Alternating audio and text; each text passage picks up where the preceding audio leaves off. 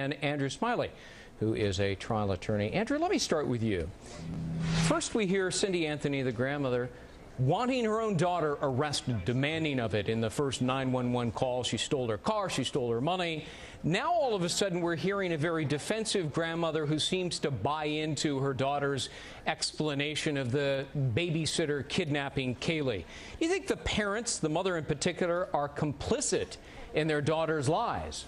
I think so. I think everything about this case, frankly, stinks, and it's getting worse by the day with the more that we learn. Something went on here, and something is going on that the family all knows about, and they're not talking about. And I think what's happening is the grandmother is now realizing they're into this knee-deep, with the investigators showing up in the media on it, and now she's trying to project herself in the best light possible, and realizing that she could also be facing some criminal charges if she doesn't start cooperating. So maybe she's trying to deflect something, but it smells. 30 days go by. How come the grandmother wasn't more involved? Right. There's something not right here. You know what, Chris?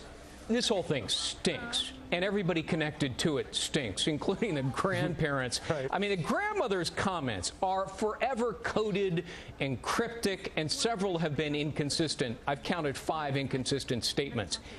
Is the grandmother credible whenever she utters a single word? Well, I think she is learning what this is really about. This is not a missing persons investigation. This is a murder investigation.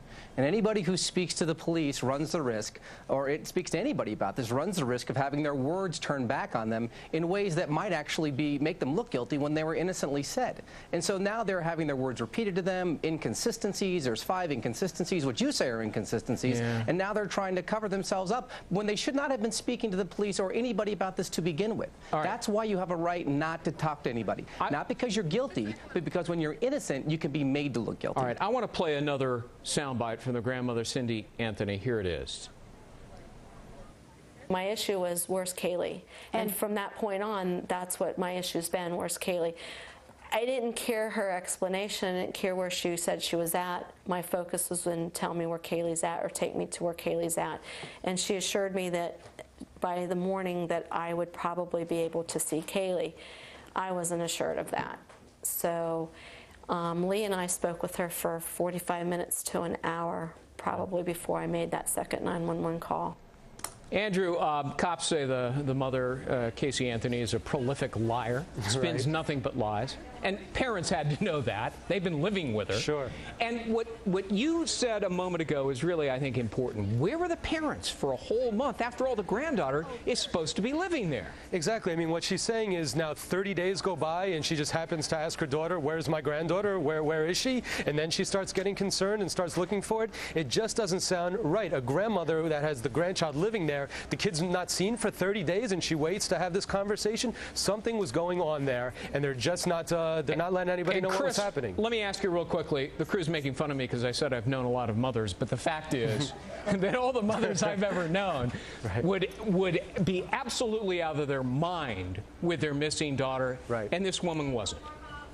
Well, you don't know that she wasn't out of her mind. All we know is that there's a gap between the time she disappears and the time she reports it to the police. We don't know that she wasn't frantically searching the entire time. If she was frantically searching, her own parents would know that with whom she lives. Plus, we'd hear it on the 911 call. We'd hear it on the jailhouse conversations. It's not there. Everybody assumes that. Everybody assumes that, but you don't know what's going on in these people's lives. You don't know how their relationships are. You don't know who knows what about where anybody is. We're all guessing. And well, that's the point. It raises suspicion. All right. It raises suspicion. That's the whole point. I'm getting the hard rap, but you guys are joining us a bit later in the program. Chris Amolsh and Andrew Smiley. Guys, thanks very much. Thanks.